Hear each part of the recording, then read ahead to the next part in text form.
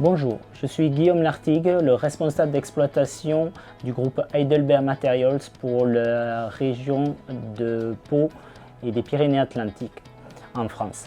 Je gère de nombreux sites et notamment le site d'Arancou sur lequel nous nous trouvons qui produit entre 500 et 600 000 tonnes de matériaux par an et sur lequel nous avions un problème de stock. En effet, nous ne connaissions pas exactement notre production journalière.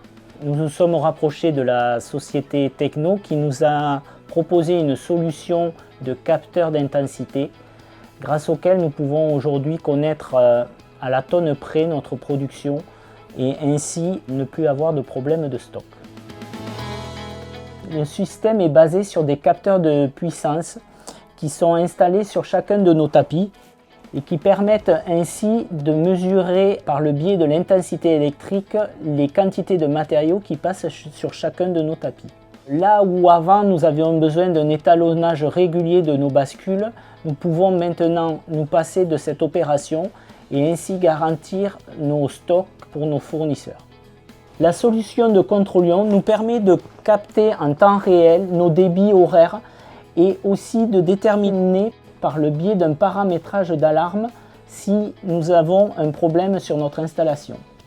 Nos opérateurs ainsi sont alertés à la minute si jamais on venait à avoir un problème d'efficience au niveau de notre installation.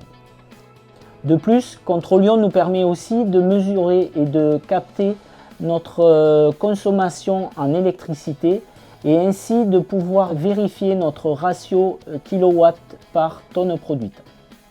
Un des autres avantages de Controlion, c'est le pilotage et par le biais d'AOM. En effet, Controlion permet une passerelle entre sa solution et notre suivi de production qui est le logiciel AOM.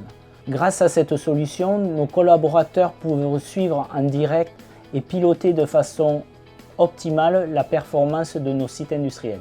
La solution Controlion permet à tous nos collaborateurs aujourd'hui de suivre en temps réel leurs résultats et de garantir une production efficiente pour le groupe.